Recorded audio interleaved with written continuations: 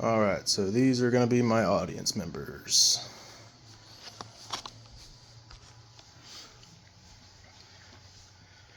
Alright, hey there. This is going to be my persuasive speech. It's going to be on the ethics of genetic engineering. My goal for this speech is to convince you that genetic engineering is not something that we should pursue for humans. In order to do that, I'm going to give a kind of list, pros and cons style for why we should not pursue genetic engineering. To start, I'm going to give a simple definition for what genetic engineering is. So in simple terms, genetic engineering is directly changing an organism's DNA in order to alter its physical and intellectual traits. Today I'm only going to focus on genetic engineering in humans instead of the more broader genetic engineering in organisms. So let's start with the pros list of why the benefits of genetic engineering.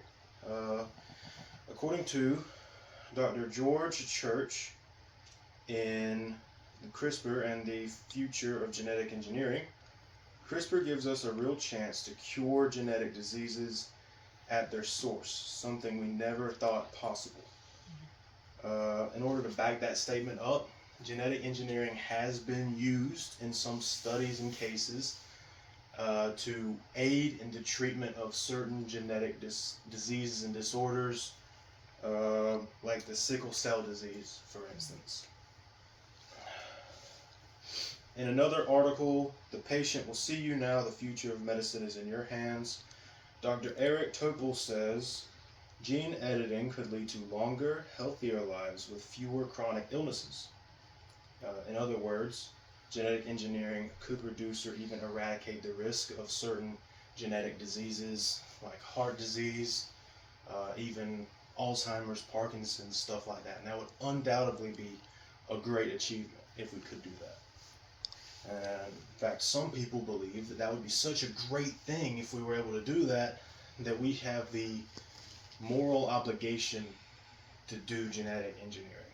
In fact, Julian, their last name is hard to pronounce, it's like Savilsky, says in the article, "Genetic interventions and the ethic of enhancements.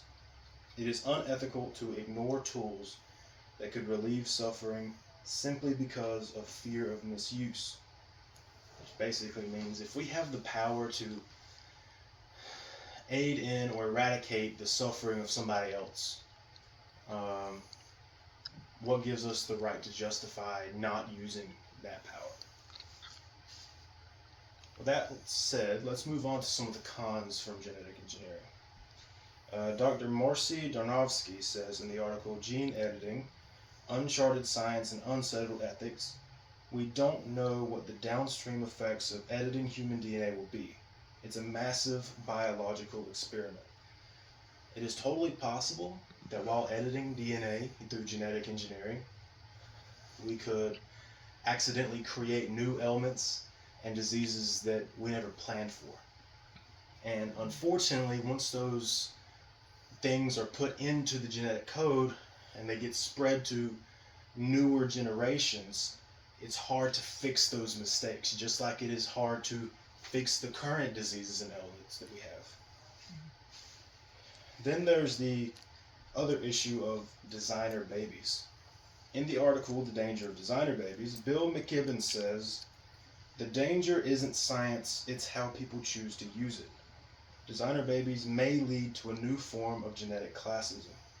If wealthy parents and families can afford to have their children genetically modified to be faster, stronger, healthier, more intelligent, the poorer families, they're not going to be able to afford that most likely. And that could create a new class of human that's genetically modified compared to the non-genetically modified ones. And that could end up splitting society. Because the inequality of classism, and beyond it, the inequality of classism, we also have the religious and ethical, moral concerns that we need to consider as well. Pope Francis once says, The embryo is not just a cluster of cells, it is a human life with dignity. Many people believe that altering human life would cross an ethical line that we should never touch. Now, if you could, of course, put a limit onto what modifications can and cannot be made, then you can make it work, but who do you give the authority to set that limit? Who draws the line? And even if you were to be able to surpass those moral obligations of who gets to draw the line where, you get right back into the whole inequality issue. Dr. Andrea Nelson said in Remarks on Equitable Access to Emerging Technologies, gene editing technologies must not become tools for the privileged few. Without open access to everyone, the breakthroughs in genetic engineering could risk developing global inequalities that are hard to fix. And to wrap things up, yes, genetic engineering could potentially save human life, save humankind. But in my opinion, the drawbacks far outweigh the benefits. So that's my stance. That's my speech. Thank you.